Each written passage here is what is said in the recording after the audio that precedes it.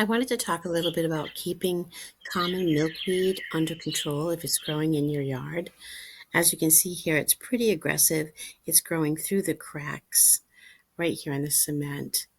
In this big clump here, I have about 7. Common milkweed is spread through underground rhizomes, and each year it will multiply. So I've had this here in the cement planter for about 5 years now, and if I just let it go and grew on its own, it would be completely filled. These plants grow to be 6 or more feet tall when they mature, which is usually the 3rd year. The 3rd year plants will actually bloom and produce flowers, which are great for all pollinators, not just butterflies. So I'll usually keep the largest plants, but I will cut back the smallest ones that are growing now. So here's my handy dandy clippers. Before they get too high, I'm just going to go in and get a lot of the newer growth out. If you cut them off at the soil level, they may come back and you'll have to trim them again.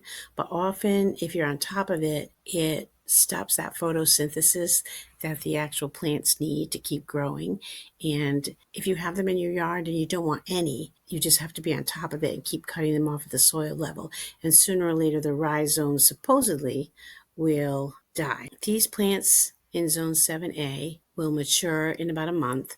The monarchs do not even arrive here until July. So sometimes the plants are not even in their prime by the time the monarchs arrive.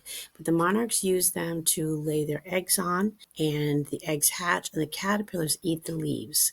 So the leaves of the plant are the most beneficial to the baby caterpillars. But the flowers that are produced are great for all pollinators. I just want to thin them out and give them room to grow. But later on, once the larger plants are in place, I will let the smaller stalks grow up because monarchs do prefer the freshest leaves and young plants to deposit their eggs on. But this early in the season, this is way too many to let go and mature at the same time. There are different varieties of milkweed that are better suited to home gardens. I did a video last year on that topic, and I'll add a link in the comments below. Years ago, when I was interested in helping the monarch butterflies, I received a pod full of seeds. I scattered them in these planters, and I also scattered them in places in my yard. I was not experienced with common milkweed and didn't know what I was getting myself into. I do like how they mature. They're kind of tropical and pretty, and they actually smell really nice, a little bit like lilacs. But knowing now what I knew then, I would not plant these probably in my suburban yard. I might put them in a pot because they do require you to be right on top of them all the time. The next phase of common milkweed care is in mid-June.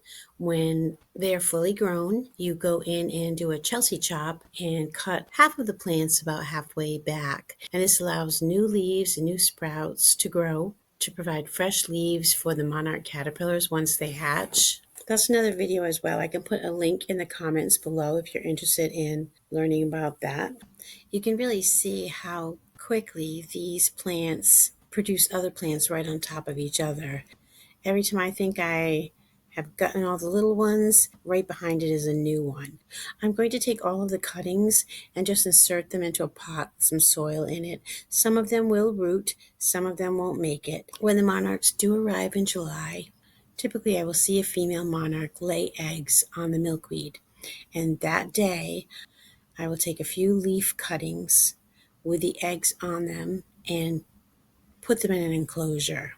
I take them in as eggs the day that they are usually laid because I know that they are free of parasites that can usually attack the caterpillars.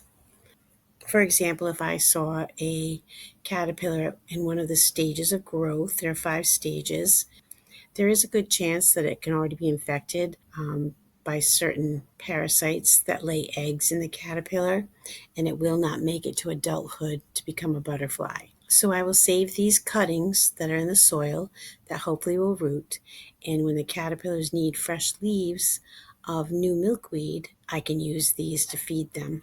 The reason I take eggs in each summer is to make sure a few of them actually make it to adult butterflies. We have a yard full of hedges and trees with lots of bird activity, and caterpillars are used to feed young birds. So with the birds and the different spiders and other insect predators, eggs and caterpillars are their food. So many times, if there is a caterpillar on the milkweed, they usually don't make it to adulthood around here without being protected.